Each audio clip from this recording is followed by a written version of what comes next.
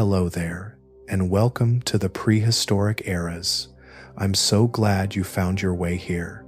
The day has moved through you, and now it begins to drift away.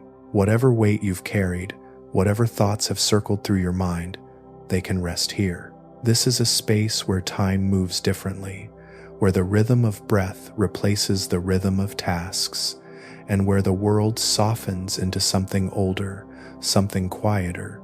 Tonight, you're invited to step back through time, not to learn or to study, but simply to be, to drift through an ancient world where the earth itself breathes slower, where frost forms with patience on stone, and where giants move through landscapes that stretch beyond horizon into memory. This is the world of the Ice Age, a place where cold wind whispers across frozen plains, where light falls soft and silver over endless snow, where creatures as tall as trees walk with gentle, unhurried steps. Here, everything is vast, everything is slow, and in this vastness, in this slowness, there is a kind of peace that the modern world has forgotten. You don't need to hold on to anything. You don't need to remember any of this. Simply let the ancient world form around you, like mist gathering into shape, like breath becoming visible in cold air. Let yourself settle into deep time, where a single moment can last 1,000 years, and 1,000 years can pass in a single breath. The frozen earth is waiting, and everything moves slowly again. Before we get into the story, drop a comment with your country and the time right now. The cold comes first, not harsh, but present the kind of cold that makes the air feel clear and honest. It settles on your skin like a whisper, like the touch of something that has traveled across miles of open space to find you. The sky above is pale, caught somewhere between white and gray, a canvas so vast that looking at it makes the mind go quiet. You stand at the edge of deep time. The ground beneath you is frozen solid, packed snow that has been walked upon by creatures whose names have been lost to memory. The horizon stretches in all directions north to where the ice sheets rise like mountains of glass, south to where tundra gives way to scattered stands of stunted trees, east and west to where the land simply fades into the soft blur of distance. This is a world that knows nothing of hurry. The wind moves across the plain, carrying with it the scent of ice and stone, and something older still, the smell of earth that has never known a plow, of grass that grows only in the brief summers when the sun lingers low and golden. The wind doesn't rush. It flows like water, like time itself, patient and eternal. And in the distance, something moves. Not quickly, never quickly, but with the slow, steady rhythm of a heartbeat. Something massive shifts its weight from one foot to another, and the ground trembles barely, almost imperceptibly, but enough that you feel it through the soles of your feet. Giants are here. They have always been here, in this place between ice and memory. They move through the frozen landscape like living mountains, their breath rising in great clouds of vapor that hang in the cold air before drifting away. You cannot see them clearly, yet they are still distant, still part of the horizon, but their presence fills the space around you. The air itself seems to hold them, to cradle their immensity with a tenderness that makes you understand. This world was made for them. For a long moment, nothing happens. The wind continues its patient journey across the plain. The sky remains still and vast. The cold settles deeper into your bones, but it doesn't feel uncomfortable. It feels real. It feels like being held by something ancient and unchanging. Then, from somewhere beyond the nearest rise of snow-covered earth, you hear it. A low sound, deep as thunder but gentler, softer, a rumble that starts somewhere deep in the chest of the world and travels through the frozen ground to reach you. It's the voice of something enormous, something alive, not a roar, not a cry, but simply breath made audible, the sound of existence itself. slow and steady and sure. Your own breathing slows to match it. In, and the cold air fills your lungs. Hold, and the world pauses with you. Out, and your breath joins the vapor rising from the frozen earth, and everything moves slowly again. The light shifts. Subtle at first, just a softening of the pale sky, a deepening of the shadows that pool in the hollows between snowdrifts. The sun, invisible behind the endless gray, moves along its low arc across the southern horizon, never rising high, never warming the land, but offering light enough to see by, light enough to watch the way snow crystals catch and scatter it, turning the entire landscape into something that glimmers, that breathes with a quiet luminescence. You begin to walk, not toward anything in particular, not away from anything either, just forward through the snow that crunches softly beneath your feet, across the frozen tundra where patches of tough grass poke through the white, their stems bent and brittle from the endless cold.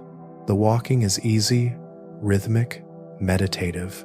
Each step carries you deeper into the ancient world, further from the modern moment, until the boundary between now and then becomes thin as frost, then vanishes altogether. This is how it feels to move through deep time, not as travel, but as dissolving. You don't go to the ice age. You let it surround you.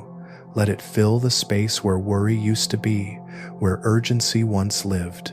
And in its vastness, in its slow and patient unfolding, you find something that feels like coming home. The landscape begins to reveal itself in subtle ways. A ridge of darker stone pushing through the snow.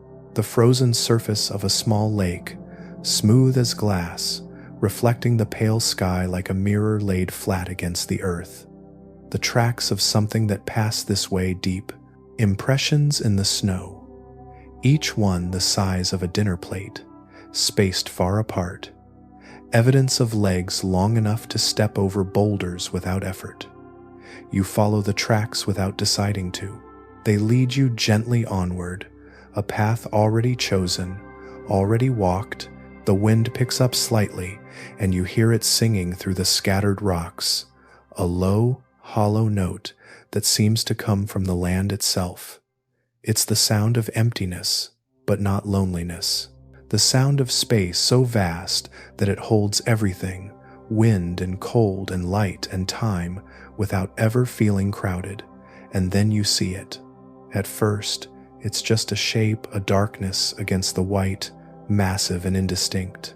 But as you move closer, as the wind clears the air between you, the shape resolves into something real, something breathing. A creature so large that your mind struggles to hold the whole of it at once, so your eyes move across it in pieces.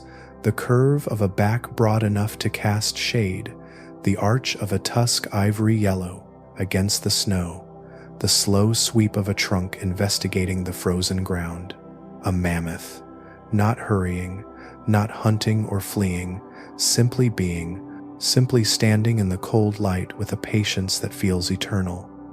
Its coat is thick, shaggy, layers upon layers of dark brown fur that ripples slightly in the wind. Frost has collected on the tips of the longest hairs, turning the creature into something that seems carved from the winter itself, half animal, half landscape, wholly belonging. You stop walking, not from fear, but from reverence, from the understanding that you are seeing something that should not be rushed, should not be disturbed. The mammoth lifts its head slowly, its small eyes catching the light for just a moment, and you wonder if it sees you, wonder if it knows you're there. But it doesn't matter. Whether it sees you or not, you are part of the same moment, the same breath of cold air, the same slow turning of the frozen world. The mammoth's trunk reaches down to brush away snow, revealing the tough stems of sedge grass beneath. It plucks a few blades with delicate precision, brings them to its mouth, chews with the same unhurried rhythm that governs everything here. There is no anxiety in its movement, no hurry to find more food, no worry about what comes next, Just this moment, and then the next, and then the next, each one unfolding at the pace of glaciers. You watch, and in watching, your own thoughts slow down. The mammoth's breath rises in great clouds that hang in the air like small ghosts before dispersing. Each exhalation is a reminder that this creature is alive, warm-blooded, and breathing in a world that seems designed to freeze everything solid. But life persists. Life has always persisted. Even here, in the deep cold of the Ice Age, even now, in the space between glacial advance and retreat, life continues its patient work, breathing, eating, walking, being. The mammoth shifts its weight, and you feel it through the ground, a gentle tremor, a reminder of mass, of substance, of the simple fact of existence at this scale. Then, without ceremony or announcement, the creature begins to move, not toward you or away from you, but parallel to your position, walking with slow, deliberate steps along the base of a low ridge. You watch it go, watch the way its massive legs move in rhythm, watch the way its tusks sway slightly with each step.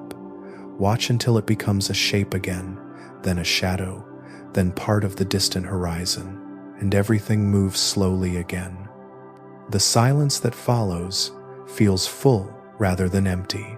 The mammoth's presence lingers in the air like its breath, like the impression of its feet in the snow. You realize that you're smiling, though you don't remember deciding to. There's a warmth in your chest that has nothing to do with temperature, a warmth that comes from having witnessed something true, something that existed without needing to be witnessed at all. You continue walking.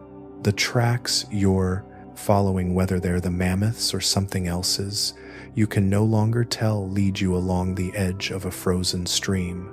Ice has claimed the water completely, turning the surface into a road of white and blue. Bubbles are trapped beneath, frozen mid-rise, eternal travelers caught between depths and air. You can see where the current still moves underneath, a darkness that suggests flowing water, the secret life of the stream continuing beneath its frozen skin. On the far bank, something catches your eye. A flash of movement, quick compared to the mammoth's pace, but still slow by any measure you'd call normal. A shape that resolves into fur-thick, pale brown fur with a tawny sheen that catches what little light filters through the clouds. A ground sloth.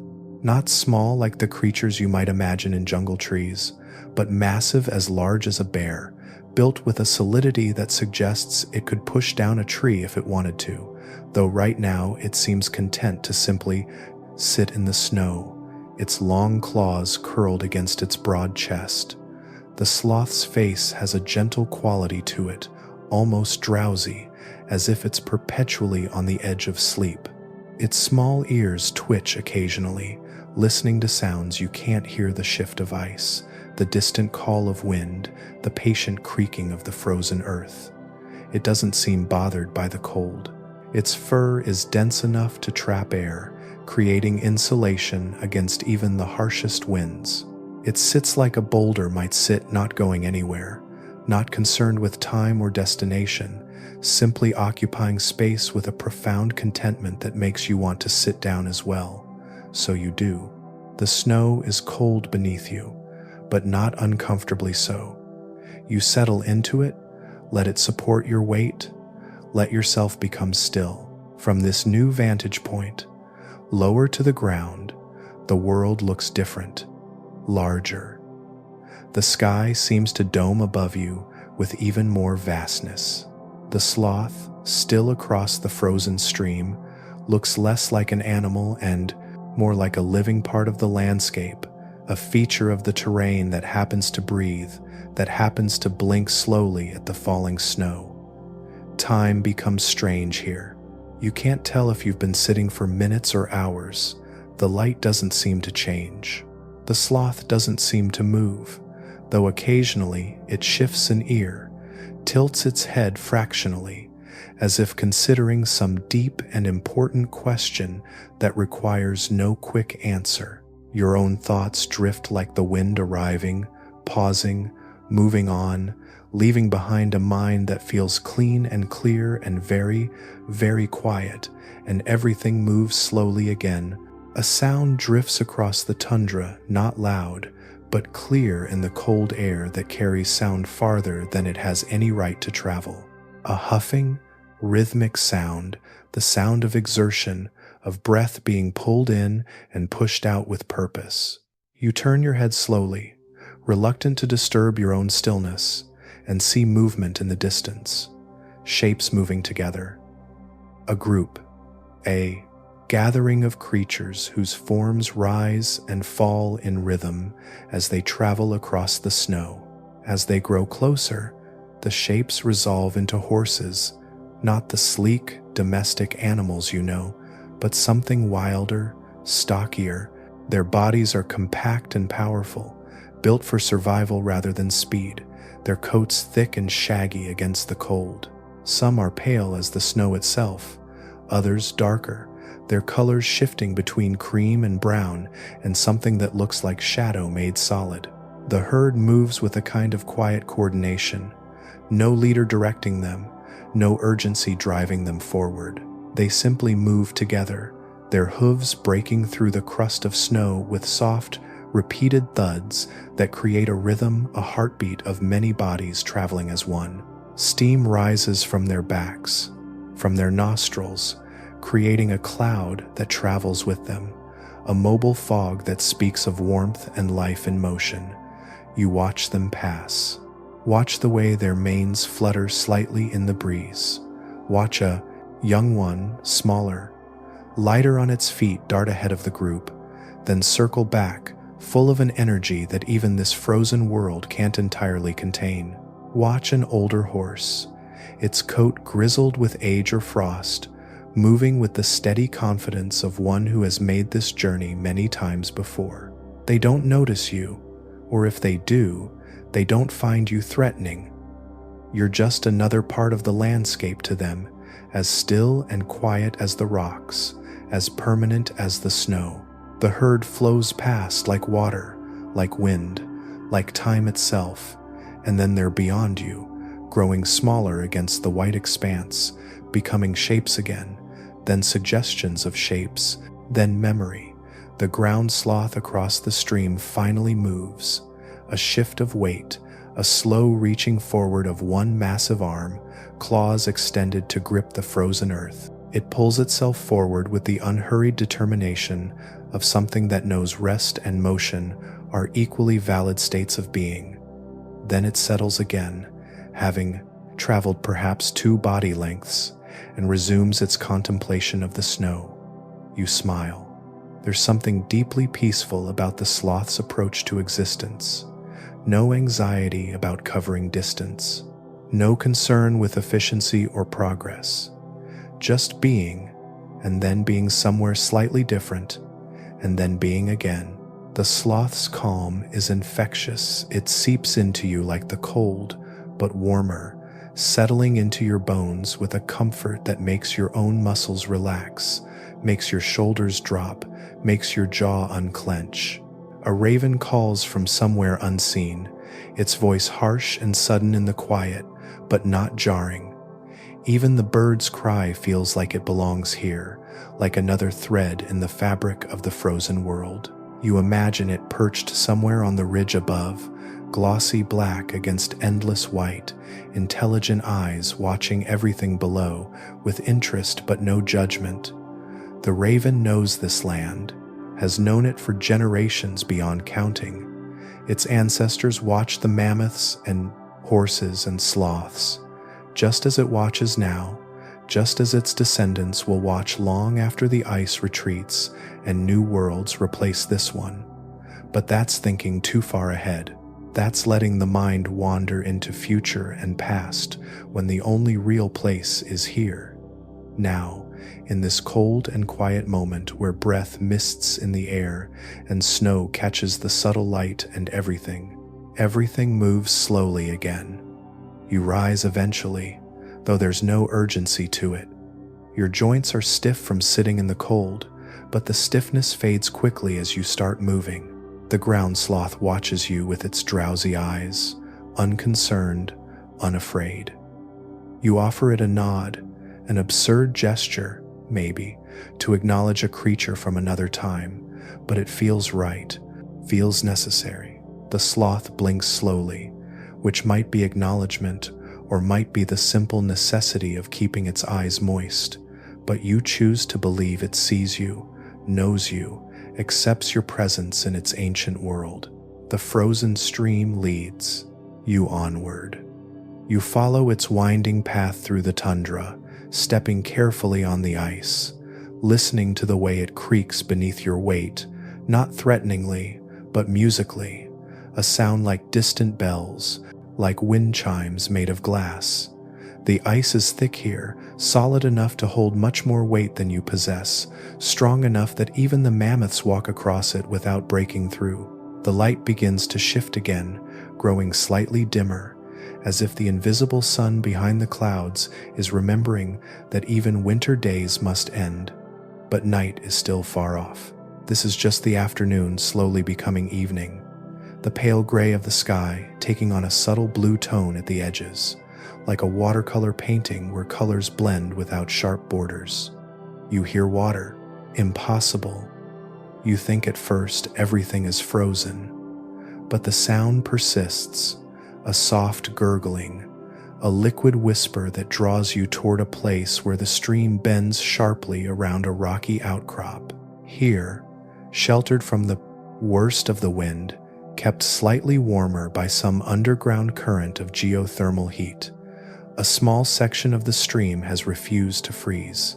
Water flows dark and clear over smooth stones, creating a pool no larger than a bathtub, its surface disturbed by the gentle current. And beside the pool, drinking with slow, measured laps of a thick tongue, is something unexpected, an animal the size of a modern black bear, but built differently, heavier in the body, with a tail that's broad and flat like a paddle, with teeth that you can see even from a distance, massive orange incisors that would look ridiculous if they weren't so clearly powerful. Its fur is dark brown, wet at the edges where it's been drinking, and it moves with a lumbering grace that suggests comfort in both water and land, a giant beaver. It drinks without hurry, pausing between laps to lift its head, water dripping from its chin, ears rotating to catch any sound that might signal danger. But there is no danger here, just you, watching from a respectful distance. And the beaver, satisfying its thirst from one of the few unfrozen places in this frozen world. When it's finished drinking, the beaver doesn't leave immediately. It sits back on its haunches, front paws tucked against its chest in a posture that looks almost human, almost contemplative. It stares at the water as if seeing something in its dark surface memories, perhaps, or simply the reflection of sky and stone. Then, with a movement that seems almost reluctant, as if leaving this small miracle of liquid water requires effort, it turns and lumbers toward what you now notice is a den, a mound of sticks and branches cemented with mud, frozen now into a solid structure, but clearly inhabited, clearly home. The beaver pauses at the entrance, looks back once at the pool, at you, at the vast white world beyond. Then it disappears inside, and the landscape is empty again, or seems to be. Though you know now that emptiness is an illusion, life is everywhere here, tucked into dens and hollows, moving across plains too distant to see clearly, breathing beneath the snow, persistent and patient, and completely unbothered by the cold that would seem unbearable if you thought about it too much. But you don't think about it. You're learning the way of this place to simply be, to simply witness, to let experience wash over you without the need to analyze or understand. The beaver's den sits quiet beside the pool. The water continues its soft song. The wind picks up slightly, carrying with it the scent of distance, of ice, of time itself, and everything moves slowly again. You leave the pool behind, climbing away from the stream toward higher ground. The ridge you've been paralleling rises more steeply here, and you find yourself working harder to move through the deeper snow, your breath coming faster, joining the vapor that rises from the land itself. But the effort feels good, feels real in a way that so much of modern life doesn't. This is simple. This is honest. Push through snow, climb toward higher ground, feel your body working the way bodies were designed to work. At the top of the ridge, you stop to catch your breath, and the view that spreads before you steals what little breath you've recovered. The world opens up in all directions.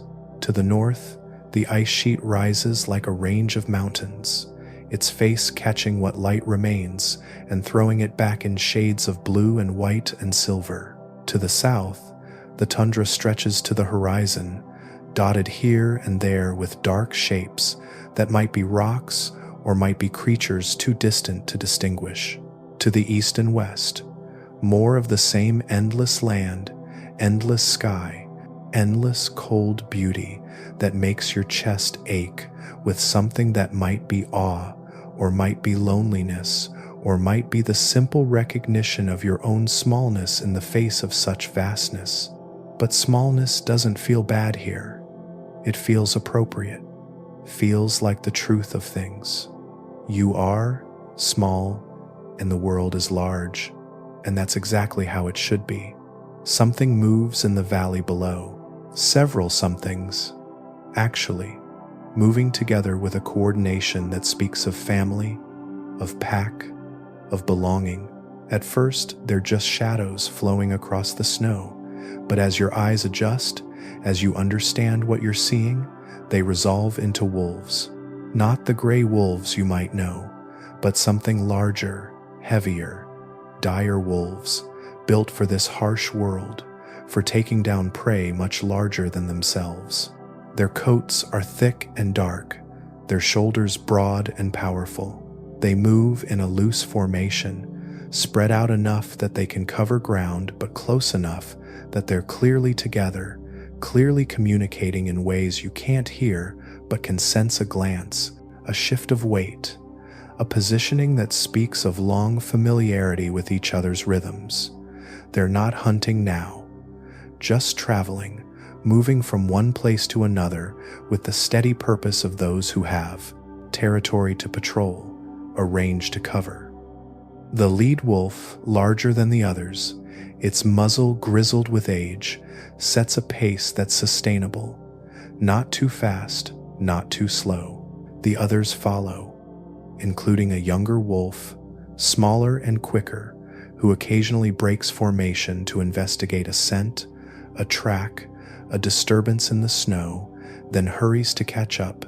You watch them until they're out of sight, their dark forms disappearing into the blue shadows that pool in the low places between ridges. Even after they're gone, you can sense them out there, moving through the frozen landscape, surviving through cooperation and strength and an understanding of this world that runs deeper than thought. The wind picks up, and you realize you're getting cold, truly cold now, not just the pleasant chill of someone dressed for winter, but the deeper cold that starts to seep into extremities, that makes fingers and toes begin to ache. It's time to find shelter, to find warmth, though you're reluctant to. Leave this high place, this vantage point where the ancient world spreads out like a gift. But the light is fading faster now. Evening is coming, and with it, the temperature will drop even further. You make your way down the far side of the ridge, moving carefully through the snow, looking for some break in the landscape that might offer protection from the wind. And you find it a small cave, really just an overhang of rock that creates a sheltered space beneath it, deep enough to get out of the wind, high enough that you can sit comfortably.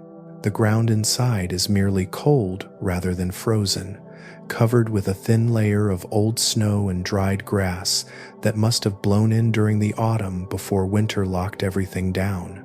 You settle into this space, back against the stone, knees drawn up, arms wrapped around yourself for warmth. From here, You can still see out across the valley, can watch the light continue its slow fade, the pale gray of day becoming the deeper gray of twilight, the horizon blurring until land and sky are barely distinguishable. Movement catches your eye, something massive, moving along the far ridge. At first you think it might be another mammoth, but the shape is wrong, taller, broader in the chest, with a head held high and proud. As it climbs into better view, silhouetted against the darkening sky, you see what it is and your breath catches. A giant, short-faced bear, standing on all fours. It's already taller at the shoulder than a mammoth. If it were to rear up on its hind legs, which you pray it doesn't decide to do, it would tower twice the height of a tall human, a monster of fur and muscle and teeth. But from this distance, it's not terrifying, it's magnificent.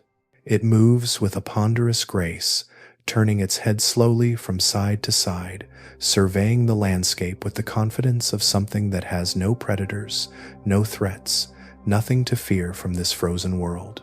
The bear pauses at the ridge top, exactly where you stood not long ago. You wonder if it can smell you from there, if it knows you're watching from your small cave.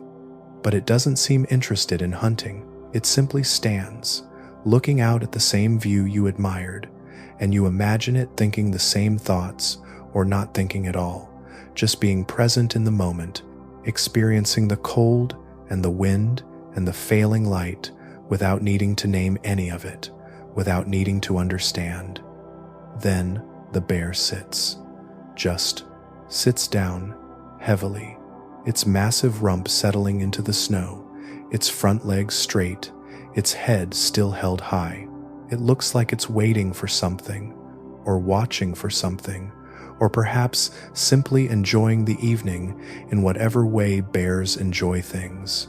You find yourself smiling again, charmed by the idea of this enormous predator just sitting and watching the sunset that neither of you can actually see behind the clouds. Minutes pass. The light continues to fade. The bear continues to sit. You continue to watch, and in this strange communion of observer and observed, of ancient creature and modern witness, something settles in your chest, a peace that's deeper than calm, a stillness that's fuller than silence, and everything moves slowly again. Eventually, the bear rises. It stands, shakes itself, a movement that travels through its entire body like a wave, and then lumbers down the far side of the ridge, disappearing from view. You feel an odd sense of loss, watching it go, as if something important has ended, but also gratitude. Gratitude for having seen it, for having shared this moment of twilight with one of the most powerful creatures ever to walk the earth. The cold is becoming harder to ignore. Your shelter provides protection from the wind, but not from the dropping temperature. You know you should move, should find better warmth somehow, but your body feels heavy, reluctant. The cave's embrace is too comfortable, the view too compelling, the quiet too complete. Your eyes begin to close. Just for a moment, you tell yourself. Just to rest for a moment before deciding what to do next. The cold fades slightly as your body tries to conserve warmth. Your breathing slows, matching the rhythm of the wind, the rhythm of the frozen world around you. Thoughts drift like snow, settling softly, melting away, replaced by new thoughts equally fleeting, equally unimportant. In that space between waking and sleeping, you hear them. Footsteps, multiple footsteps, moving with coordinated purpose. Your eyes open just enough to see shapes moving in the gathering darkness. Massive shapes, furred and solid, moving together in a small herd.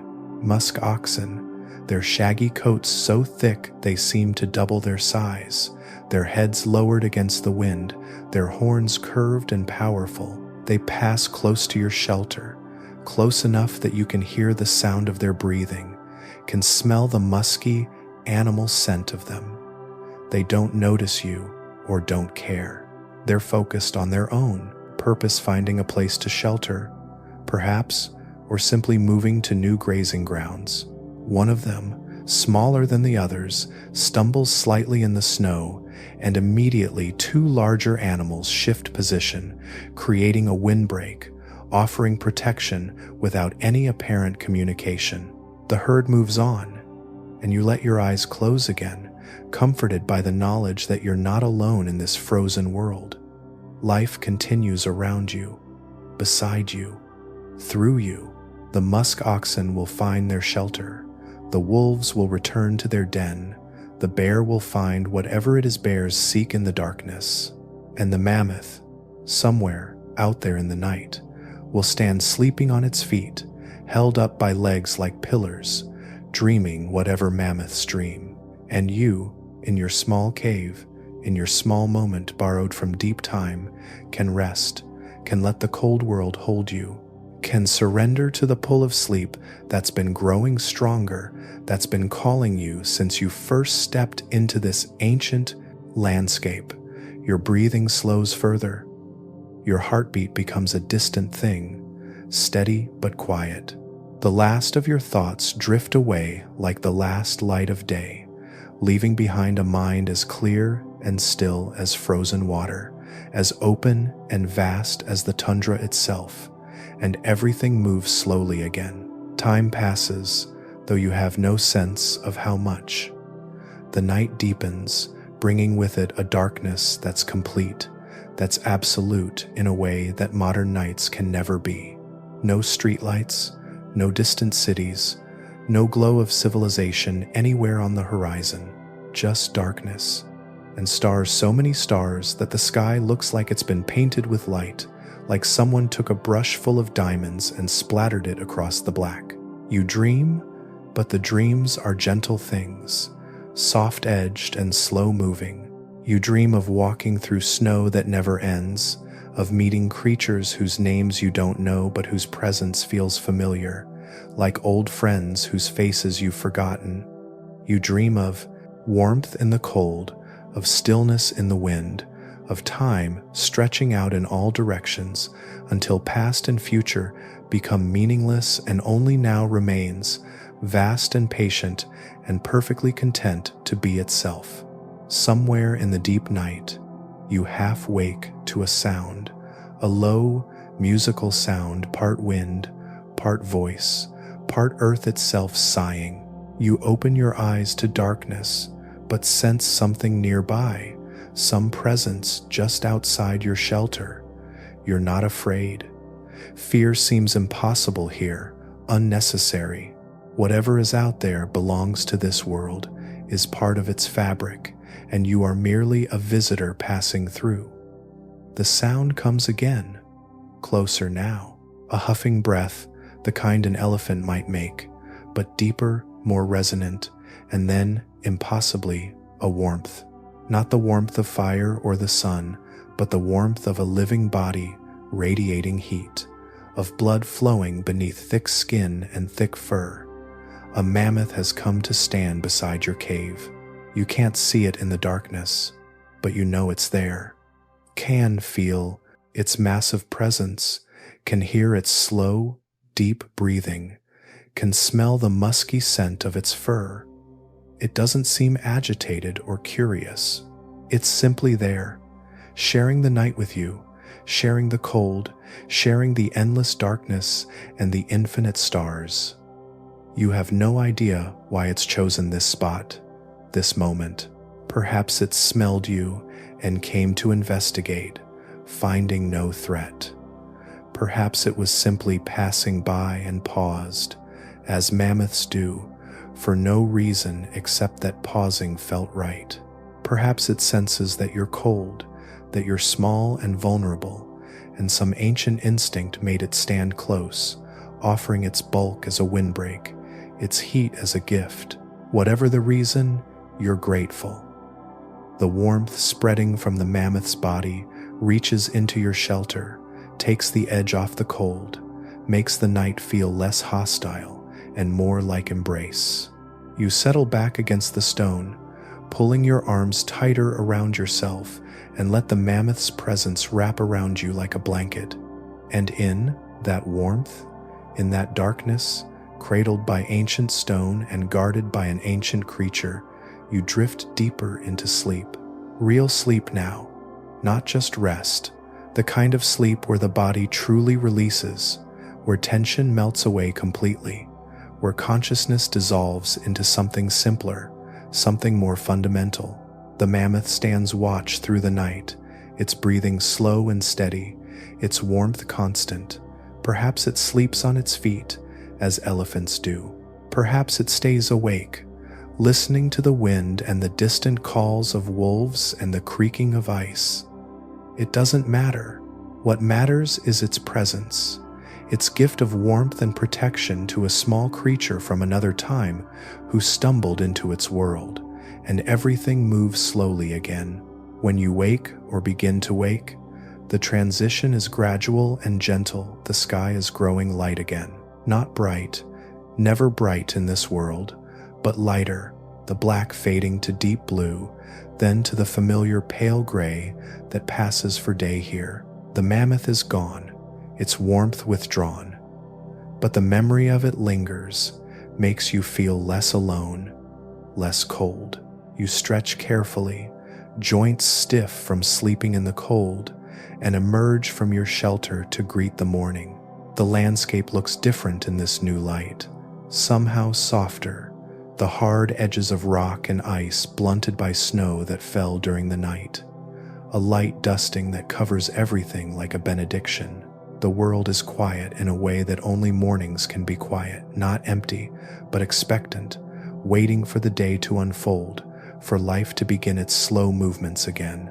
You can see tracks in the fresh snow, evidence of night wanderers, the deep circular impressions of the mammoth's feet leading away toward the north. Smaller tracks too, foxes perhaps, or hares, creatures that move through this world with lighter steps, leaving barely a trace.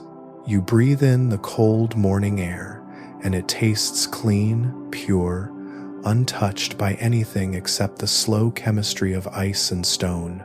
Your body aches slightly, but it's a good ache, the kind that comes from rest rather than exhaustion, from stillness rather than tension. You feel different than you did when you first arrived in this ancient world, slower, somehow, calmer, as if the frozen landscape has worked its way into your bones, teaching you its patience, its acceptance of time as something vast and unhurried. The sun, still invisible behind the endless cloud cover, begins its low arc across the southern sky, and with it comes a subtle shift in the light. Not warmer, but clearer, more defined. Shadows become visible again, pooling in the hollows, stretching across the snow in long blue fingers. The ridge where you stood yesterday, where the giant bear sat watching the evening, looks different now, softer somehow, as if the night has smoothed its edges. You make your way down from your shelter, stepping carefully in the fresh snow, leaving your own tracks to join the others. There's no particular destination in mind, no place you need to be, no time you need to arrive. Just the pull of the landscape itself, the invitation to wander, to witness, to be present in this world that moves at its own pace and asks nothing of you except that you slow down enough to match it. The frozen stream beckons again, its white surface calling like a road. You follow it downstream now, moving with the direction it would flow if it could flow, imagining the water sleeping beneath the ice, patient, waiting for spring that's still months away, or perhaps years. The ice age doesn't hurry its seasons. Time here moves in larger increments, measured in generations of snow, in the slow retreat and advance of glaciers, in the patient migration of creatures following the edge of the ice. As you walk, you notice details you missed before. The way frost forms intricate patterns on exposed rock, like ferns made of crystal, like feathers drawn by an invisible hand. The way snow collects differently in wind shadow versus wind-swept areas, creating sculptures, shapes that almost look deliberate, almost look like art. The way sound travels here, how a distant crack of ice can sound close, how your own footsteps seem both loud and muted, absorbed by the vast white silence. And then you hear it again, that low rumble, that deep vibration that travels through the frozen ground. You stop, waiting, and it comes again, not one voice but many, a chorus of low calls that overlap and harmonize, creating a sound that feels older than music, older than language, older than any human thing. Mammoths. Not one this time, but a group, a family, perhaps, or just a gathering of individuals who found each other in the vastness and decided to travel together for a while. The sound grows louder, not because they're approaching quickly, but because sound here has nowhere to hide, no obstacles to soften it. It rolls across the tundra like thunder, like the voice of the earth itself announcing, "We are here, we are alive, we are enormous and ancient, and we move through this world like weather moves, like time moves, with a patient inevitability that nothing can hurry or slow." You see them cresting a low rise, perhaps a half-mile distant. 5 of them, no 6, with a smaller one tucked close to the adults, protected by their bulk. They move in formation, not a strict line, but a loose cluster, close enough to benefit from each other's warmth, far enough to avoid stepping on each other's feet. The largest walks slightly ahead, its tusks each one easily, as long as you are tall, curved in elegant arcs that catch the pale light and throw it back in shades of cream and yellow. They're not moving toward you or away from you, just perpendicular to your position, traveling from west to east along some route they know, some path that makes sense to mammoth logic. You watch them, not wanting to disturb their journey, content to be witness to this moment, this slice of mammoth life unfolding in the cold morning. The young one, barely more than a calf, though still larger than any elephant you've ever seen, stumbles slightly in a drift of deeper snow. Immediately, 2 adults shift position, their trunks reaching to touch the calf, to steady it, to offer reassurance. The calf rights itself, shakes its small head, and continues on, staying even closer to the nearest adult now, learning caution from experience. The herd passes slowly across the white landscape, and you watch until they disappear behind another rise, their rumbling calls fading gradually, absorbed by distance and snow. Even after they're gone, the feeling of their presence remains a warmth in your chest, a fullness that has nothing to do with food or breath, but with having witnessed something true, something that exists outside of human knowledge or human need. And everything moves slowly again. The day unfolds around you like a flower opening in extreme slow motion. The light shifts by degrees so subtle you don't notice the changes until you realize that shadows have moved, that the blue-gray of morning has deepened into the blue-white of midday. You're not hungry, not thirsty, those needs seem distant, less urgent in this cold world where everything is measured in longer increments. But you are alive and present and more aware of each moment than you've been in longer than you can remember. You find yourself on higher ground again, not the same ridge as before, but a similar vantage point, a place where the land falls away and you can see for miles in every direction. The view never stops being overwhelming. Your eyes try to find a place to rest, a focal point, but the landscape refuses to provide one.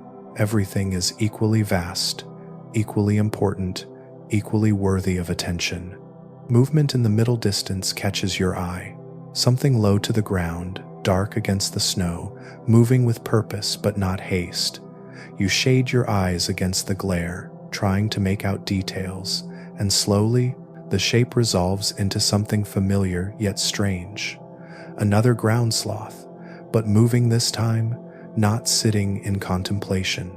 It walks on all fours. Though its gait is odd, awkward, the front legs longer than the back, the whole body tilted forward as if perpetually about to tip over, though it never does. Its massive claws, each one as long as your forearm, curl under as it walks, protecting them from wear, making its steps look strange, almost dainty despite the creature's size. The sloth is heading toward a cluster of stunted trees, the only trees visible in this entire section of tundra.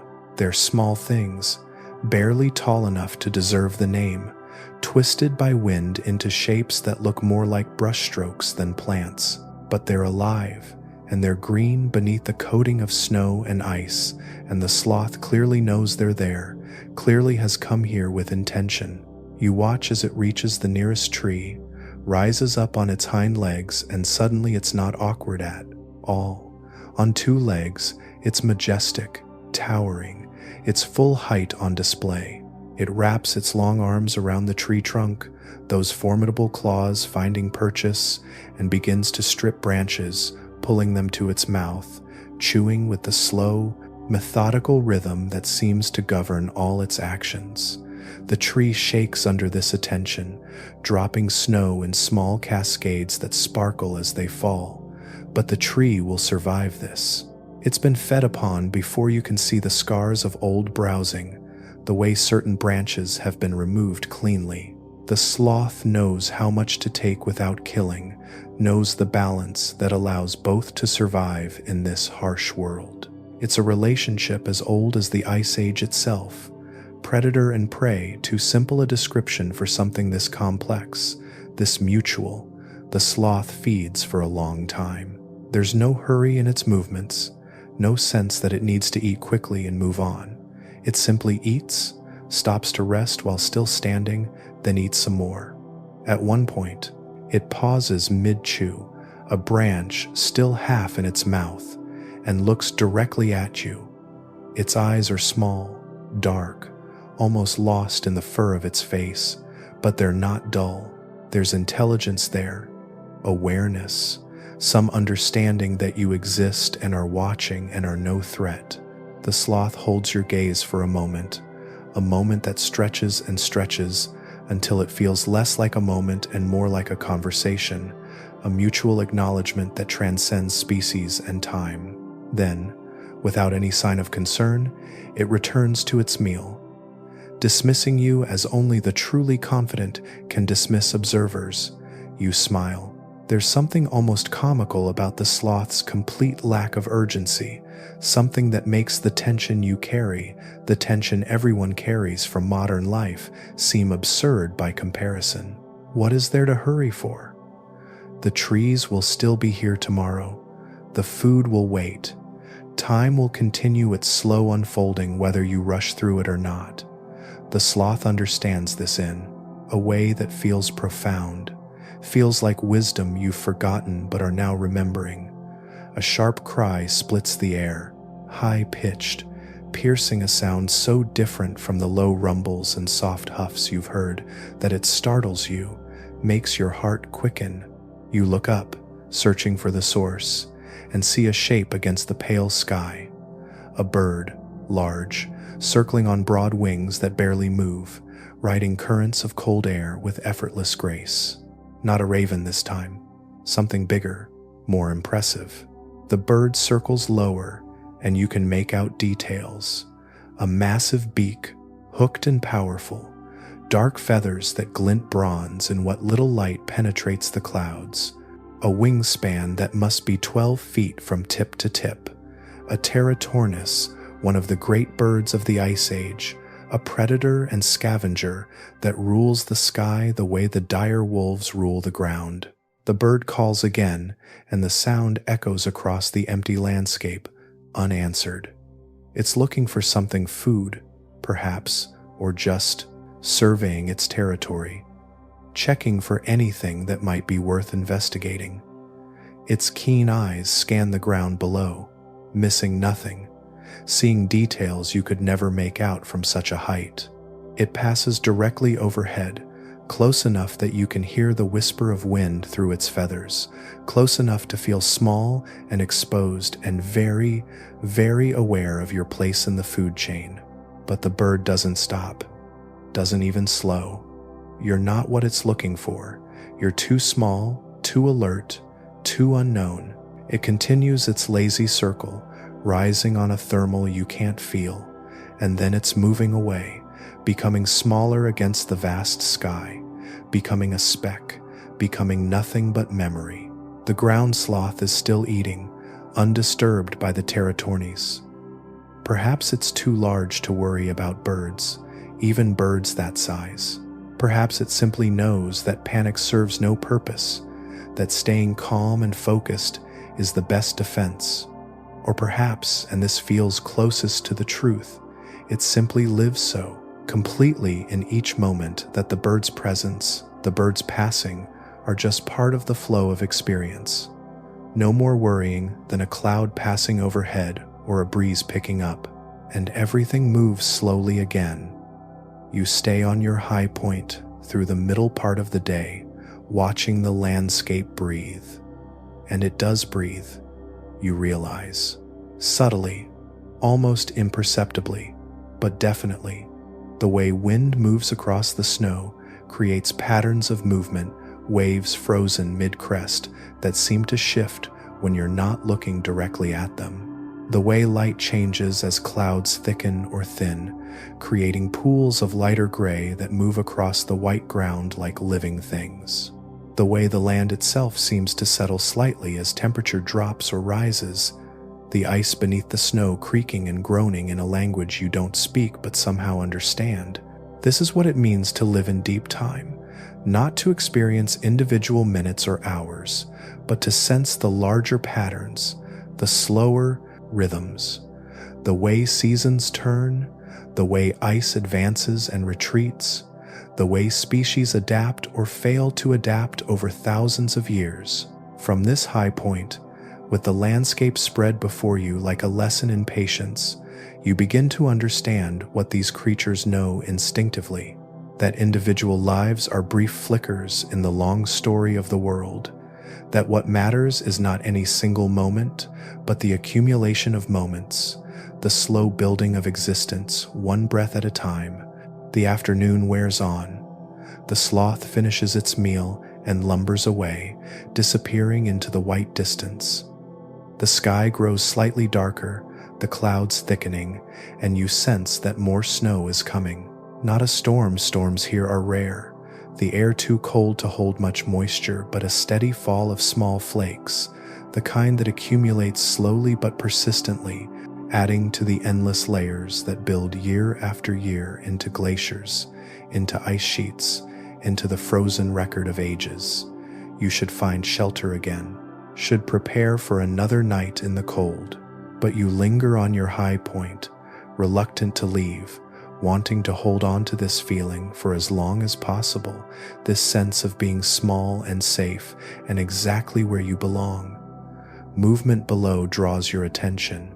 Multiple movements, coordinated but not uniform, spreading across the lower ground like water flowing over stone. Wolves again, but more of them this time. 7, 8, perhaps 10, hard to count when they're moving, when they blend so well with shadows and rock. They're hunting now, you realize. Not the lazy patrol you saw before, but focused, purposeful, working together with the precision that comes from long practice. Their target becomes visible, a musk ox, separated somehow from its herd, standing alone in an exposed area with no protection, no backup. It sees the wolves, knows they're coming, and makes a decision. It doesn't run. Running would be pointless. The wolves are faster, more agile, built for pursuit.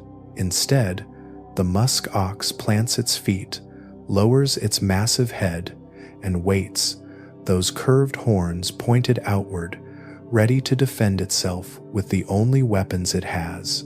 Mass and courage and the refusal to yield. The wolves circle. They're not rushing in. Not yet. They're testing, looking for weakness, for any sign that the musk ox might break, might run, might give them the opening they need. But the musk ox stands firm, turning slowly to keep the wolves in front, never giving them the chance to attack from behind. It's a standoff, The wolves have size and numbers. The musk ox has weight and horns, and the desperate strength of one who knows this might be its last stand. Neither side wants to commit fully. The wolves risk serious injury if they attack head-on. The musk ox risks exhaustion if this goes on too long. You watch, and you feel a strange neutrality. You don't want either side to lose. The wolves need to eat, need to feed their pack, need to survive in this frozen world that offers so little. The musk ox needs to live, needs to return to its herd, needs to survive in this same frozen world. Both are doing what they must. Both are playing roles assigned to them millions of years ago. Roles that have nothing to do with right or wrong, good or evil, but only with the ancient dance of life, consuming life so that life can continue. The standoff lasts minutes that feel like hours. Then, from somewhere beyond your view, you hear it a low bellow, answered by another and another. The musk ox herd is coming. They've heard their missing members' distress, or perhaps just noticed the absence, and they're responding. The lone musk ox bellows again, a sound of relief mixed with defiance. The wolves hear it too. Hear the thunder of approaching hooves, the promise of overwhelming force if they don't withdraw. The lead wolf, the same grizzled old one you saw before, makes a decision. A bark, short and sharp, and the pack disengages, melting back into the landscape with the fluid grace of smoke dissipating. They're not defeated, just pragmatic. There will be other chances, other hunts.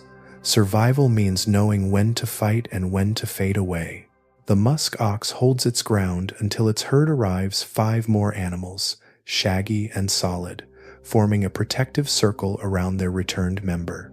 Together they stand for a moment, a unit again, safe in numbers. Then they begin to move, walking away from the area of confrontation with that same unhurried pace everything here seems to possess, leaving the wolves to their retreat and you to your watching. And everything moves slowly again. The snow begins to fall. Small flakes at first, individual crystals that you can watch descend, drifting more than falling, taking their time to reach the ground. But gradually the snow thickens, the flakes multiply, and soon the air is full of white, the landscape softening, edges blurring, visibility dropping until you can barely see the base of your ridge, let alone the distant horizon. You make your way down carefully, the footing treacherous in the fresh accumulation. The snow muffles sound even more than the cold already does, until you feel wrapped in silence, cocooned in white. Alone in a world that extends perhaps 50 feet in any direction before dissolving into the veiling storm. But you're not truly alone. You sense other presences, other creatures also moving through the snow, also seeking shelter or food or whatever it is they need. A shadow passes close by, large, indistinct in the swirling white. You catch a glimpse of brown fur, a massive shoulder, the suggestion of a hump, a bison, perhaps, or something similar, close enough that you could reach out and touch it if you were foolish enough to try. But it doesn't stop, doesn't even acknowledge you, just continues past like a ship passing in fog, there and then gone, leaving you wondering if you really saw it at all. The snow falls steadily now, accumulating quickly. You're leaving no tracks. They fill in behind you as fast as you make them. Erased by the storm, forgotten by the land. It's both unsettling and liberating. Unsettling because it removes any sense of where you've been, any trail back to familiar ground. Liberating because it means you exist only in this moment, only in this exact place, with no past and no future, just the eternal present of snow falling in a white world. You find shelter again, not the cave from last night, but something similar, an overhang that breaks the wind and keeps most of the snow off you. You settle in, brushing accumulated snow from your shoulders, and watch the storm transform the landscape. What were distinct features, rocks, rises, depressions become smooth, unified, everything rounded and softened until the world looks like it's melting back into its original form, returning to some primal simplicity where distinctions don't matter and everything is just variations on white.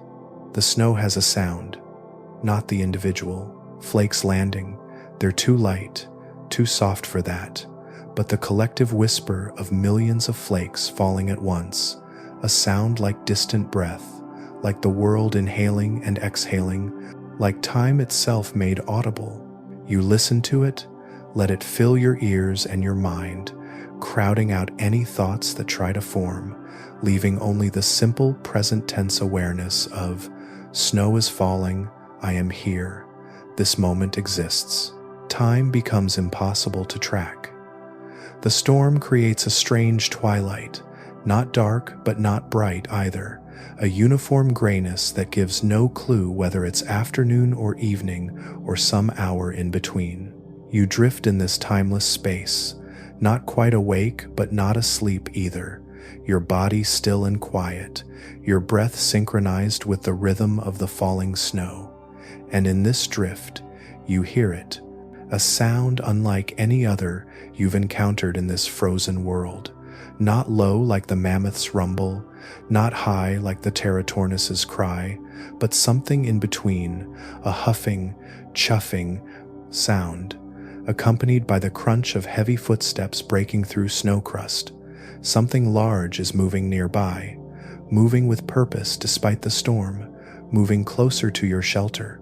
You press back against the stone, not from fear exactly, but from caution, from the understanding that in this world, large creatures command respect, demand space, require careful observation before any other response. The shape emerges from the white curtain of snow, like a sculpture forming from marble at first, just a darkness, then contours, then details, broad head, massive shoulders, thick fur hanging in long curtains from its body, small ears, large paws that spread wide with each step, distributing weight, making walking through deep snow possible. The giant short-faced bear, not the same one you saw on the ridge, or maybe it is, you have no way to know, but every bit as impressive, every bit as undeniable. It's moving along the base of your ridge, following some route it knows, some path that makes sense even in a whiteout. As it passes your shelter, no more than 20 feet away, it turns its head. Your breath stops. The bear's eyes meet yours.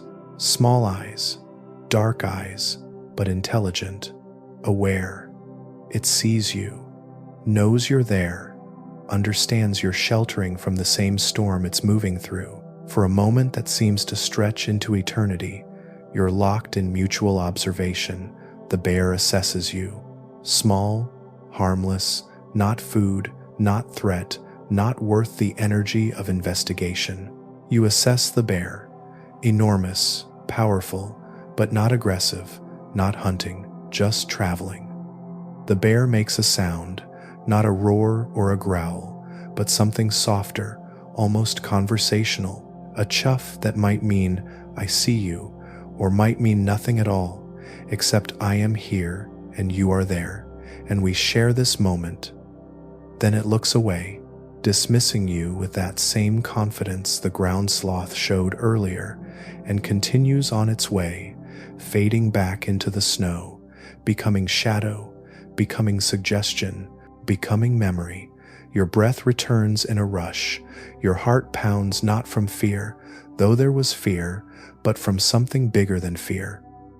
Awe, the recognition of power, of wildness, of life, lived at a scale and intensity that dwarfs your own. The bear didn't need to attack you to remind you how small you are, how fragile, how temporary. Its mere presence was enough. And yet, you feel grateful. Grateful to have seen it, grateful that it passed without incident, grateful for the strange communion of eyes meeting across the gulf of species and time. In that brief moment of contact, you touch something ancient, something that existed long before humans and will exist long after, something that belongs to the world in a way you never quite can. And everything moves slowly again. The storm continues through what you assume is evening, though the light doesn't change much, just a gradual dimming, a slow transition from gray to darker gray to the deep charcoal that passes for night. During snowfall, you stay in your shelter, conserving warmth, conserving energy, doing what every creature in this frozen world must do: endure, survive, wait for the storm to pass and the world to stabilize again. You sleep fitfully, waking at intervals to the sound of snow still falling, to the cold that seeps through your shelter despite its protection, to the occasional distant sound of something moving through the night. What, you can't say? Could be anything. Could be wolves returning from a hunt. Could be a mammoth settling down for the night.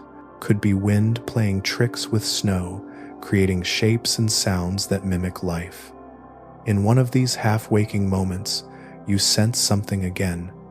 That warmth, that presence you felt last night. But different this time, not as large, not as overwhelming. You open your eyes to darkness and can see nothing, but the warmth is real, is definitely there.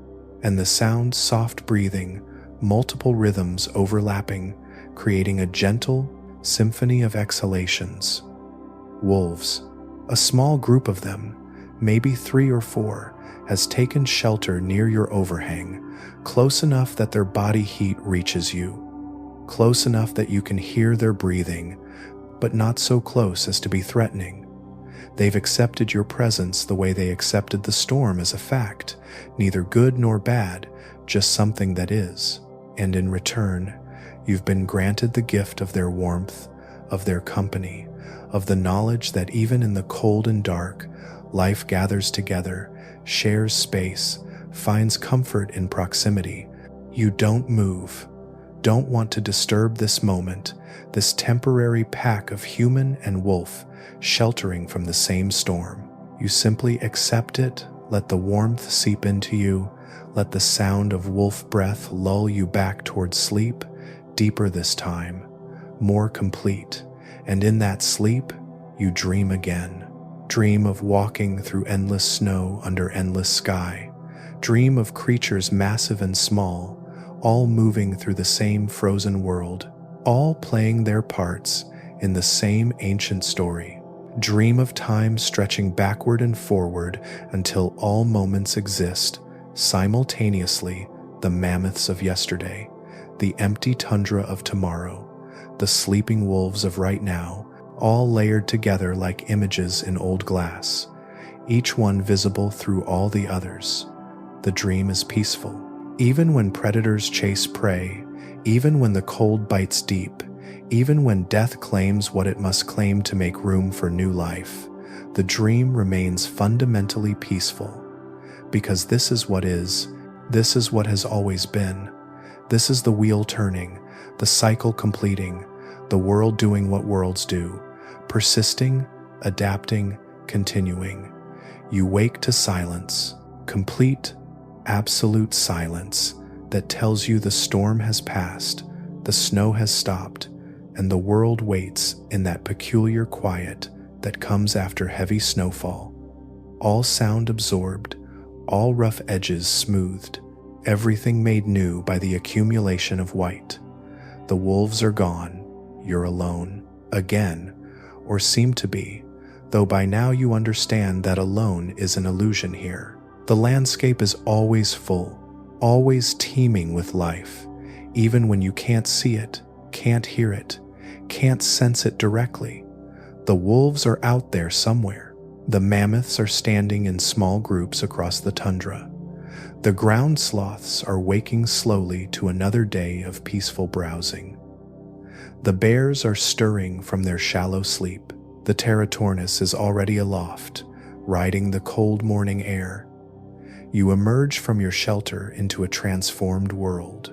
The storm has left perhaps 2 feet of new snow, covering everything, erasing yesterday's landscape and replacing it with something fresh, unmarked, pristine. The sun, or the pale light that substitutes for sun here, is slightly brighter this morning, the clouds thinner, and for the first time since you arrived, you see actual rays of light breaking through, touching the snow, making it sparkle like scattered diamonds. It's beautiful, achingly, impossibly beautiful. The kind of beauty that makes your chest tighten, that makes your eyes sting with tears that have nothing to do with the cold. You stand in the fresh snow, breathing vapor into the clear air, and feel something inside you settle, some peace that's been restless for longer than you can remember finally coming to rest. This is what you needed, not to accomplish anything, not to learn anything, not to achieve or acquire or improve. Just this, to stand in a frozen landscape under a pale sky and feel your breath matching the rhythm of the ancient world.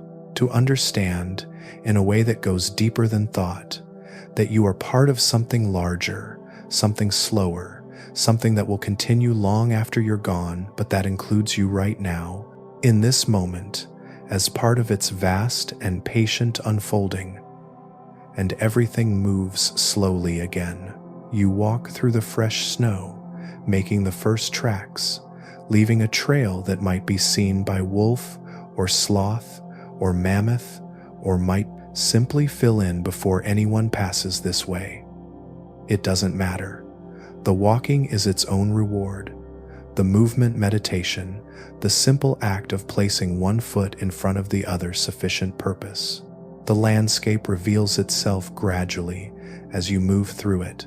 Features hidden by the storm emerge: a distant ridge you haven't seen before, a cluster of rocks arranged in a way that looks almost intentional, a frozen pond perfectly circular and perfectly smooth, its ice hidden beneath the new snow but visible as a slight depression, a bowl that holds white instead of water. You make your way toward the pond, curious, and as you approach, you see something that stops you in your tracks. Prints in the snow, fresh prints leading to the pond's edge and then stopping. Mammoth prints, but smaller than the adults you've seen. A juvenile, perhaps, or a young adult, and the prints don't lead away again, they simply end at the edge of the ice. You move closer, carefully, and see it. A shape beneath the snow, visible as a slight mound, a form that doesn't match the terrain. You brush away the surface snow with your hand, revealing darker fur beneath, and understand what you're seeing. A young mammoth, perhaps 2 or 3 years old, has fallen through the ice. Not recently, the body is frozen solid, preserved by the cold, turned into a sculpture of what it once was. The mammoth's trunk is curled slightly, its small tusks just beginning to grow, its eyes closed as if in sleep. There's no violence visible, no signs of predation, just bad luck, or inexperience, or a moment's inattention that led it onto ice too thin to hold its weight. Death in the Ice Age. You sit beside it, this young giant who won't grow old, who won't join the herds you've seen, who won't rumble its calls across the frozen plain, or dig through snow for buried grass, or stand watch through long winter nights. You feel sadness, but not the sharp grief you might feel for something you knew, something close to you. Instead, it's a gentler sorrow, the kind that comes from witnessing the simple truth that all life ends, that every creature, mammoth or sloth or wolf or human, walks toward the same horizon eventually. But even this death is not wasted. Come spring, when the ice melts fully, predators will find this body, scavengers will feast, smaller creatures will take what the larger ones leave, and in feeding, in consuming, in converting mammoth back into the building blocks of life, the cycle will continue. The young mammoth will become wolf and territornis and fox and raven, will become grass and shrubs and trees, will become part of the soil itself, mixing with rock and ice and water to create the foundation for new life. Nothing is lost in this frozen world. Everything transforms, everything continues, everything serves a purpose, even in death. The mammoth's life was brief, but it was real. It breathed this cold air. It walked through this snow. It was part of the vast, slow story that this landscape tells. And though it won't add more chapters, the chapters it contributed remain, woven into the fabric of the Ice Age as surely as the ice itself. You stand, brush snow from your legs, and continue walking. Behind you, the mammoth remains, a reminder of fragility and mortality and the thin line that separates being from non-being, but also a reminder that even in death, even frozen and still, there is a kind of peace. The mammoth's struggle is over. Whatever pain it felt as it broke through the ice, as the cold water claimed it, has passed. What remains is just form, just matter, patiently waiting to fulfill its next purpose. And everything moves slowly again. The day grows brighter, or as bright as days get here.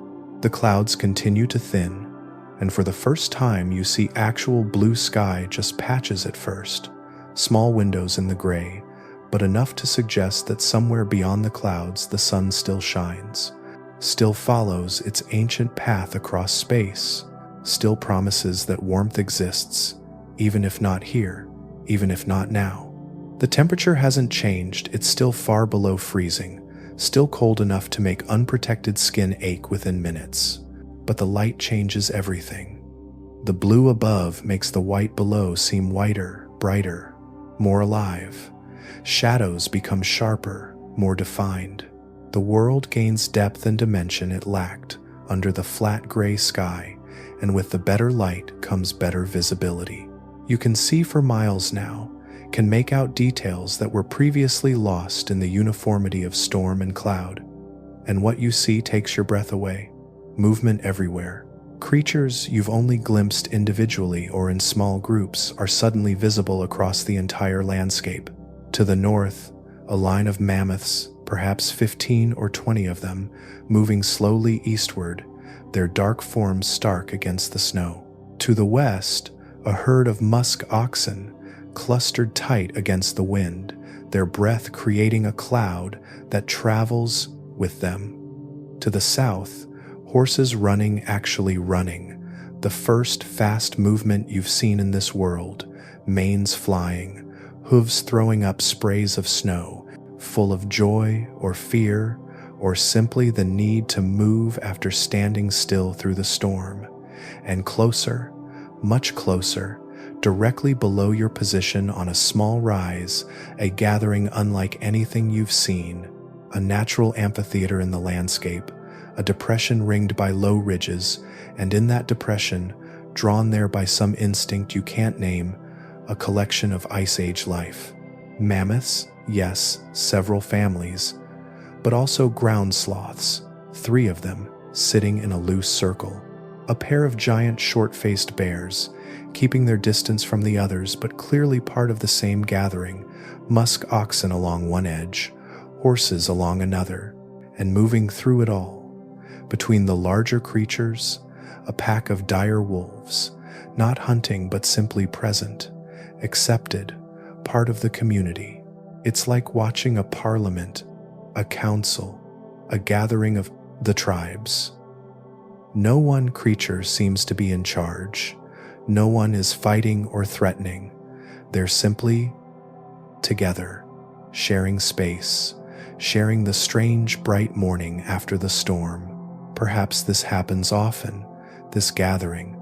Perhaps the depression is a known place, a neutral ground where even predator and prey can stand near each other without violence. Or perhaps this is rare, special, a moment of truce granted by the land itself. You watch from your high point, not daring to move closer, not wanting to disturb whatever this is. The creatures mill about slowly, some eating, some resting, some just standing. The mammoths occasionally rumble to each other, the horses snort and stamp, the wolves pace the perimeter. But there's no tension, no conflict, just coexistence. Just the simple fact of many species occupying the same space at the same time. The sun, the actual sun, breaks through the clouds completely, and for one brief, glorious moment, the depression is flooded with golden light. It catches the mammoth's fur, turning brown to bronze. It sparkles off the snow, creating a field of diamonds. It illuminates the breath clouds rising from dozens of creatures, turning them into gilded mist. The whole scene looks mythical, impossible, like something from a dream or a painting or a vision granted to those who travel far enough into the ancient world. You watch, and you feel tears on your face, freezing almost immediately in the cold, but you don't care. This moment, this brief window of light and gathering and peace is worth any price. You're witnessing something that has happened countless times across the long ages of the Ice Age, but that humans have rarely seen, that no camera has captured, that exists only in memory, and in moments like this one, fleeting, precious, perfect. The sun moves behind clouds again, the golden light fades, and gradually the gathering begins to dissolve. The creatures move away from each other slowly, returning to their separate territories, their separate lives. The mammoths drift north, the horses scatter south, the bears lumber away in different directions. The sloths rise ponderously and begin their slow progress toward distant trees. The wolves watch everything, then follow the scent of something only they can detect. Within an hour, the depression is empty again, marked only by churned snow and the lingering warmth of many bodies. But something has changed in you. Some understanding has settled into place. This world, this frozen, harsh, beautiful world is not empty, not barren, not dead. It's full of life, living with purpose and grace and patience. Full of creatures who've adapted to conditions that would kill you in hours, who've made this frozen landscape home, who thrive here in ways that make modern survival seem easy by comparison. And everything moves slowly again. You spend the rest of the day wandering, not going anywhere in particular, just moving through the landscape, learning its contours, reading its signs. You find more tracks, a confusion of prints near a cluster of rocks that suggests some interaction you missed, some drama or comedy or simple meeting that played out while you were elsewhere. You find places where the snow has drifted into fantastic shapes, sculpted by wind into waves and peaks and hollows that look architectural, intentional, as if some civilization built cities here and then abandoned them to the elements.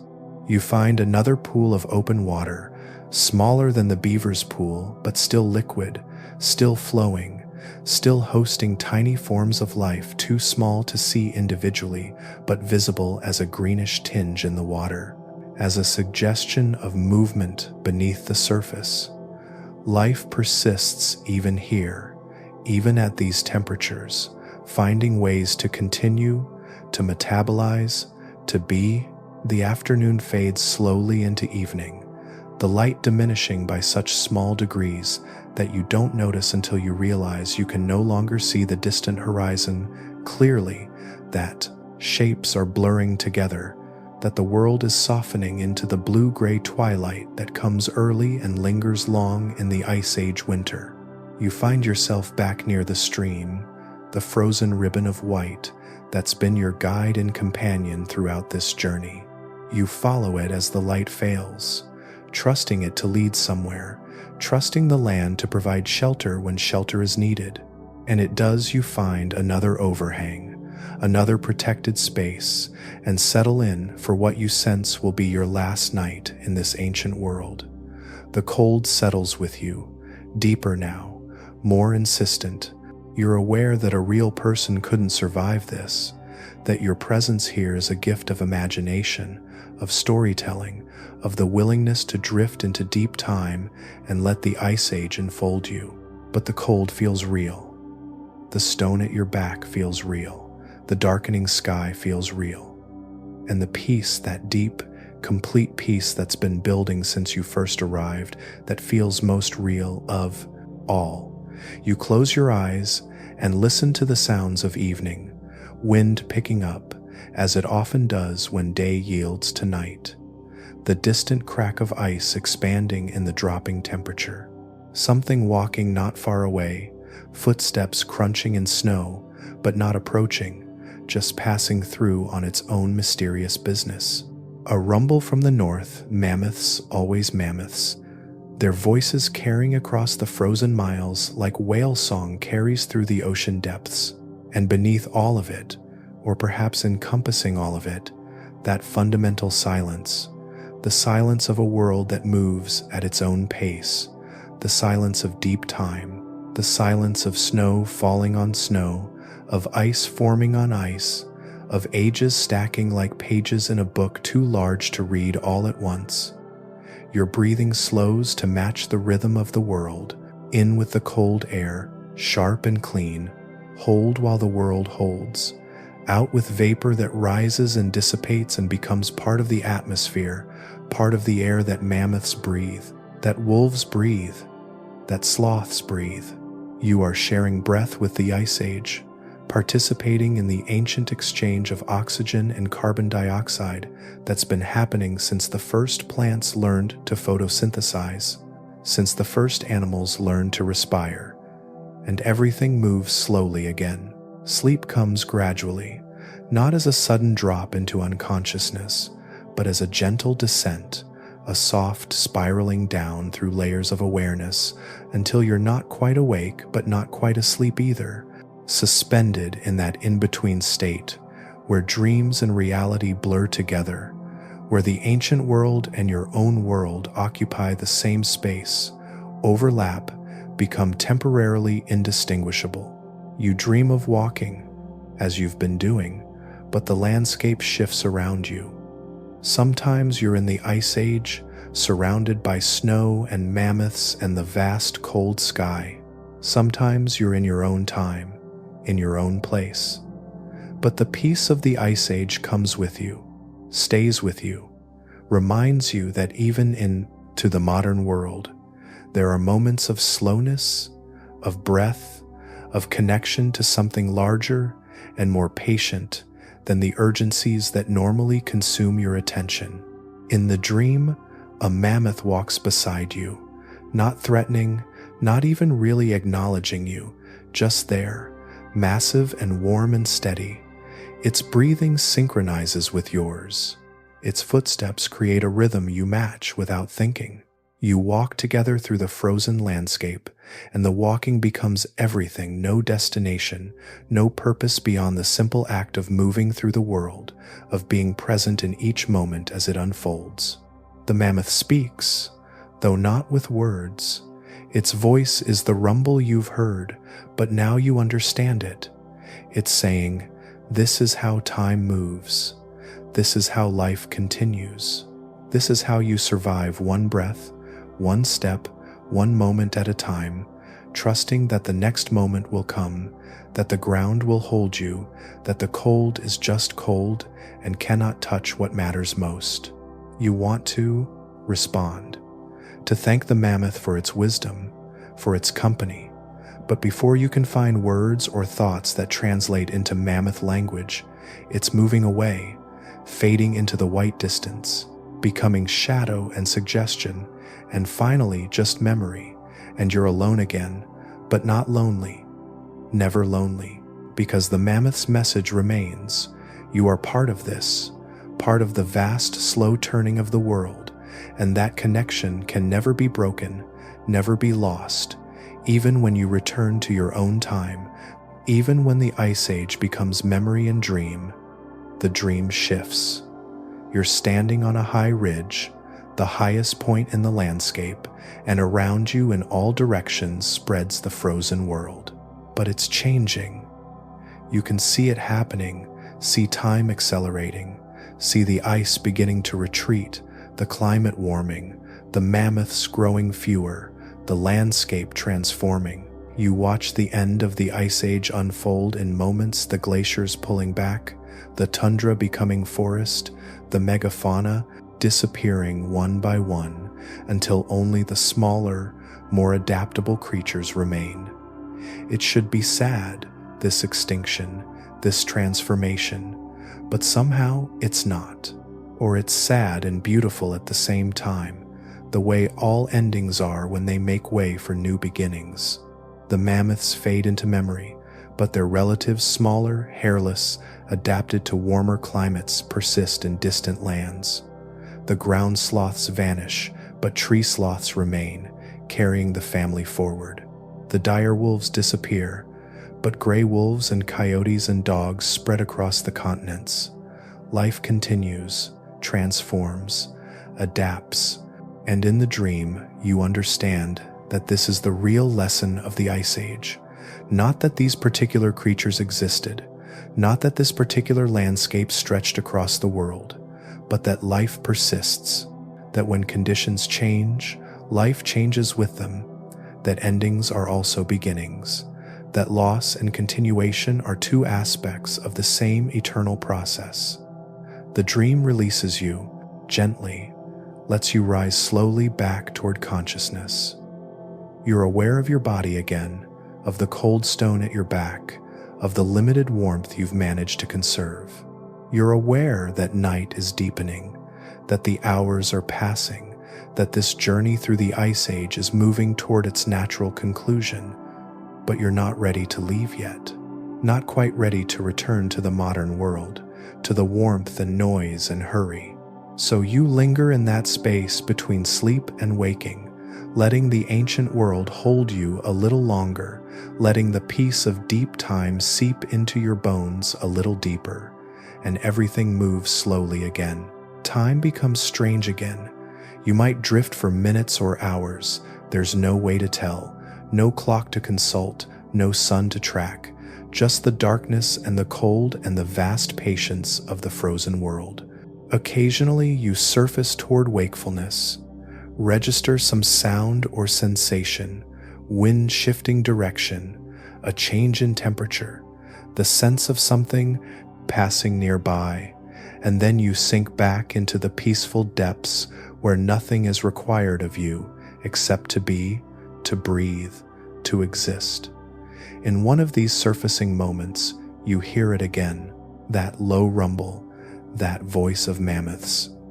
But closer this time, very close, accompanied by the crunch of snow under enormous feet, the sound of breathing so deep it seems to come from the earth itself. You open your eyes to darkness, can see nothing, but the presence is undeniable. Not one mammoth this time, but several. A family group, perhaps the same one you saw this morning, or a different family entirely, it doesn't matter. They've come to this place, this sheltered area near the stream, and they're settling for the night.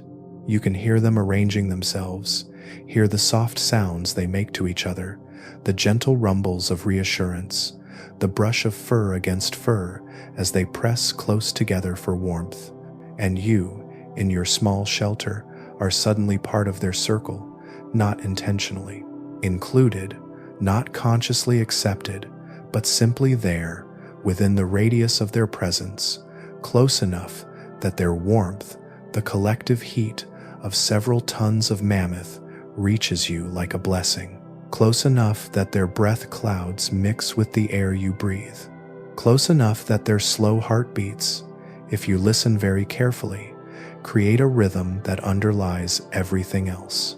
You lie very still, hardly breathing, overwhelmed by the privilege of this proximity.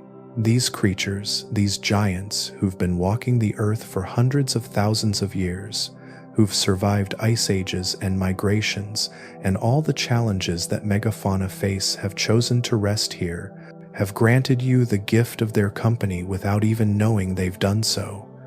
One of them makes a sound, a soft rumble that might be contentment or might be the mammoth equivalent of a sigh after a long day. Another answers with an equally soft sound. A younger one, you can tell by the higher pitch, makes a small questioning noise, and an adult responds immediately with reassurance. The sounds wash over you like music, like a lullaby in a language you don't speak but somehow understand perfectly. Your eyes close again. The mammoth warmth envelops you. Their breathing becomes your breathing. Their peace becomes your peace. And in this moment, wrapped in the presence of creatures from another age, surrounded by their ancient wisdom and their simple acceptance of what is, you feel more at home than you have in years, more connected, more part of something larger than yourself, and everything moves slowly again. Sleep, when it comes this time, is deep and dreamless.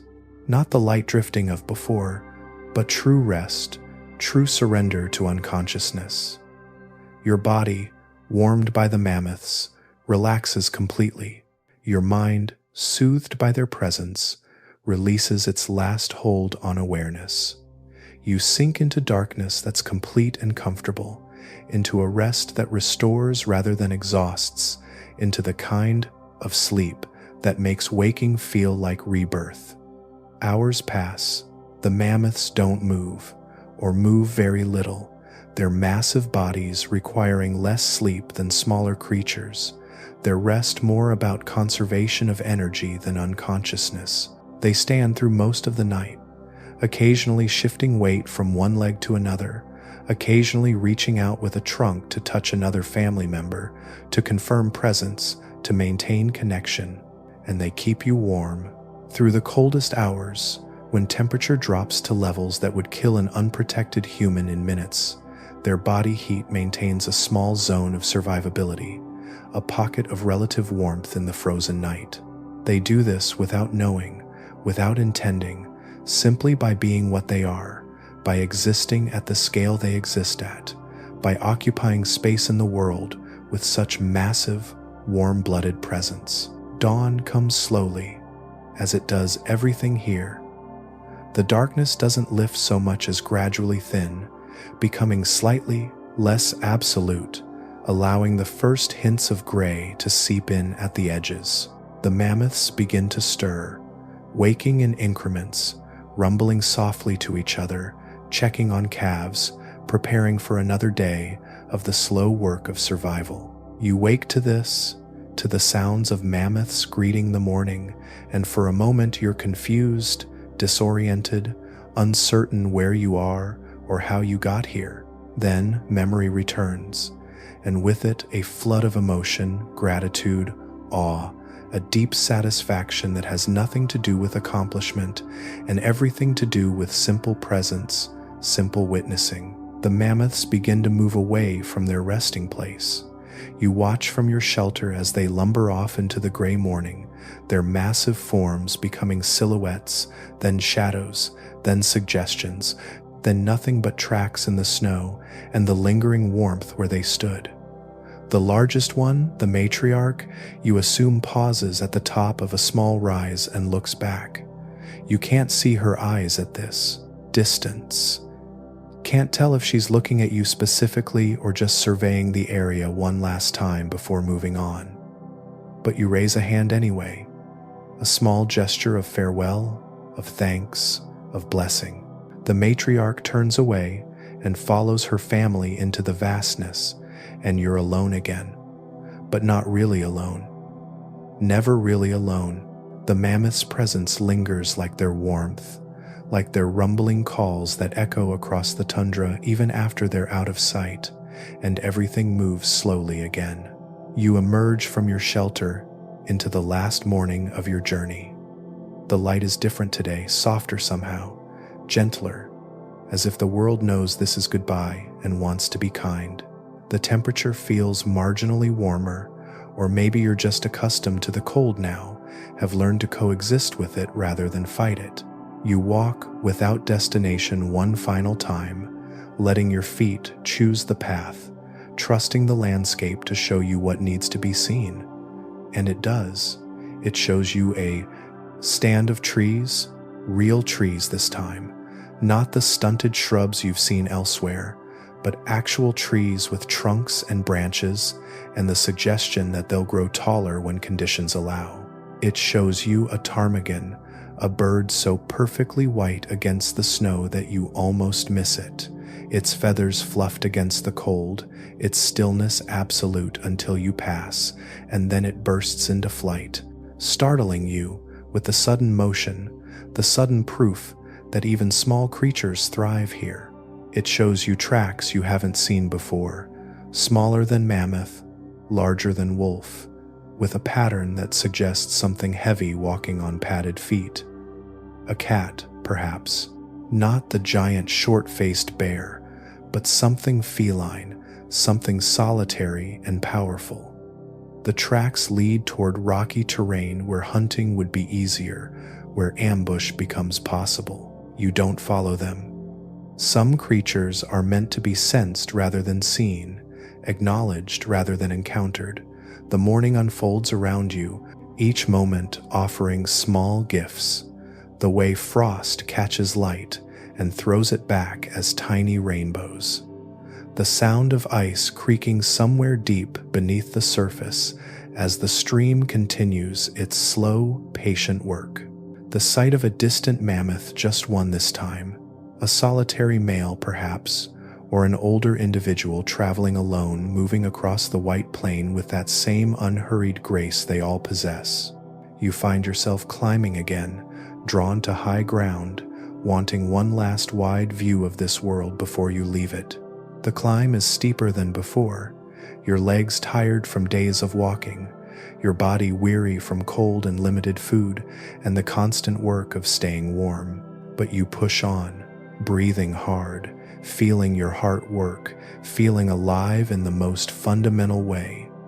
At the top, you stop and turn slowly, taking in the full circle of the horizon. North, the ice sheet dominates, a wall of white and blue that seems to rise forever. South, the tundra extends to distances too vast to comprehend, dotted with dark shapes that might be animals or might be rocks or might be both. East and west, more of the same endless variation on the theme of frozen earth, frozen sky, frozen time. But it's not frozen time, you realize. Time moves here just as it does everywhere. It just moves at a pace that lets you notice it, lets you feel each moment as a distinct thing rather than a blur of undifferentiated seconds. The Ice Age isn't slower than modern life. Modern life is faster, artificially accelerated beyond what human awareness was designed to process.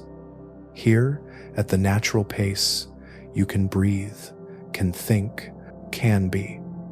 You stand on your high point and feel the wind on your face, feel the cold in your lungs, feel the vast space pressing in from all sides, not oppressively, but comfortingly, like the embrace of something too large to understand, but that understands you perfectly, and you make a promise to yourself. A promise you're not sure you can keep, but that you make. Anyway, you'll remember this pace. You'll carry it back with you. When the modern world tries to speed you up, tries to fragment your attention into 1,000 directions at once, you'll remember the mammoths walking slowly through snow. You'll remember the ground sloth sitting in patient contemplation. You'll remember that time is not your enemy, that slowness is not weakness, that rest is not waste. You'll remember that everything moves slowly again, or can, or should. The wind picks up, and you taste snow in it, another storm coming, perhaps, or just the constant redistribution of white from one part of the landscape to another. It's time to go, time to let the Ice Age continue without you, time to return to your own era, your own world. But you linger for one more moment, one more breath, one more chance to hold this feeling, this peace, this profound sense of belonging to something ancient and ongoing. Below you, movement catches your eye. A figure walking across the snow, dark, fur, massive body, moving with purpose. The giant short-faced bear, perhaps the same one you've encountered before, heading somewhere only it knows. It doesn't look up, doesn't acknowledge the small figure on the high ridge. It simply moves through its world, doing what bears do, being what bears are, part of the vast mechanism of life and death and continuation. You watch it until it's out of sight, then turn away from the view, away from the horizon, away from the deep vista of the Ice Age. The walk down is easier than the climb up, gravity helping, the path you broke on the way up still visible. You descend slowly, carefully, not hurrying even though you know you're leaving, not rushing even though the cold is deep and your body is tired. At the base of the ridge, you stop one more time. Ahead of you, the landscape blurs slightly, shimmers, the way heat makes things shimmer in summer deserts, but reversed, a shimmer of cold, of temporal distance, of the boundary between times, growing visible. You can see through it, can see hints of another world beyond, greener, warmer, busier. Your world, the modern world, the world that's waiting for you to return. But before you step through, before you leave the Ice Age behind, you turn back. Take one last look at the white expanse, the gray sky, the distant shapes of creatures who'll be gone in a few thousand years, who'll leave behind only bones and questions and the story of a time when giants walked the earth and ice covered the world. And you whisper, barely audible even to yourself, thank you, for the mammoths who shared their warmth, for the ground sloth who taught patience, for the wolves who sheltered nearby, for the bear who acknowledged your presence, for the horses running free, for the musk oxen standing firm, for the beaver at its pool, for the landscape itself, harsh and beautiful and completely honest about what it is. Thank you for the gift of slowness. Thank you for the gift of peace. Thank you for reminding me what time really is, how breath really works, how life continues when you stop trying to force it and simply let it be, and everything moves slowly again. Will always move slowly again, whenever you remember, whenever you need, whenever you close your eyes and return in memory to this place, this time, this vast and frozen world where giants still walk and ice still holds the earth, and everything unfolds at the pace of glaciers, the pace of deep time, the pace of breath. You step forward into the shimmer, into the boundary, into the space between worlds. The cold begins to fade. The whiteness begins to resolve into colors green and brown and the blue of a warmer sky. Sound changes, becomes more complex, more layered. The silence of the Ice Age gives way to the noise of your own time, your own place, but you carry something with you, something that can't be left behind, that wouldn't be right to leave behind. The peace, the pace, the understanding that wherever you are, whatever time you're in, you can choose to move slowly again, can choose to breathe deeply, can choose to be present rather than scattered, focused rather than fragmented, alive rather than just functioning. The Ice Age releases you gently, kindly, without judgment or regret. It was here before you arrived. It will be here in memory, in story, in the bones beneath our feet, long after you're gone. It doesn't need you, but perhaps you needed it, needed to step outside of modern time and remember what it feels like to exist at the natural pace, the original rhythm that all living things knew before clocks and schedules and the tyranny of productivity. The transition completes. You're back, fully back, in your own time. But something has changed. You've changed. The journey has marked you, reshaped something fundamental. And that's good. That's right. That's exactly what was needed. You take a breath, the first breath of your return, and it's deeper than any breath you've taken in months. In and out, slow and full. matching the rhythm you learned from mammoths, the pace you practiced in the frozen world, and everything moves slowly again. Your eyes are still closed, have been closed this whole time, perhaps, or opened briefly during the journey and closed again. It doesn't matter. What matters is the peace that fills you now, the deep rest that's settled into your bones, the quiet that extends through your mind like fresh snow covering old tracks, making everything clean and new and simple. If you're still awake, and you might be, or might be drifting in that space between waking and sleeping where the best rest happens, you can stay here as long as you like. The modern world will wait. Obligations will wait. Everything will still be there when you're ready. But right now, this moment, you can simply be. Simply rest. Simply breathe. Let your body sink deeper into whatever surface holds you. Let your muscles release whatever tension they're still carrying. Let your jaw unclench, your shoulders drop, your fingers uncurl. You've been to the Ice Age, you've walked with giants, you've learned the old pace, the true rhythm, and that learning lives in your body now, in your breath, in the quiet space behind your thoughts. If sleep comes, let it come. If it doesn't, that's fine too. Simply rest, simply be. The mammoths are still out there, in memory or in story or in the deep past that's never truly passed.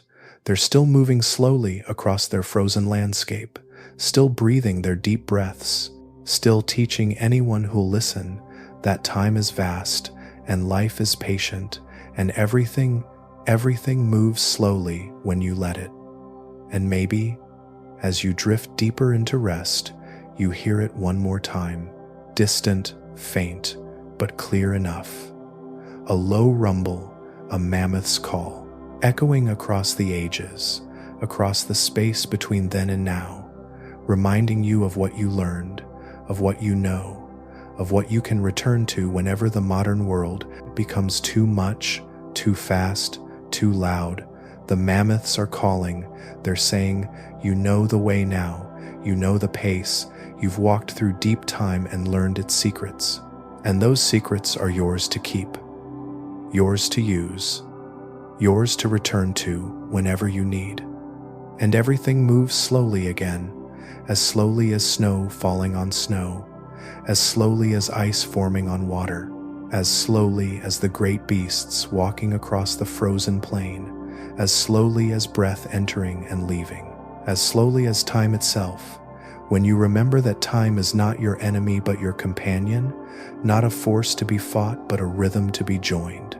And in that slowness, in that vast and patient unfolding, you find what you've been seeking all along: peace, rest, the simple certainty that everything is unfolding exactly as it should, at exactly the pace it should, and your only job is to breathe, to be present, to let the ancient wisdom of the Ice Age hold you gently as you drift deeper into the rest you've needed for so long.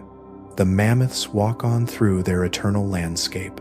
The ground sloths sit in their patient contemplation. The wolves move through the night with silent purpose. The bears stand tall against the pale sky.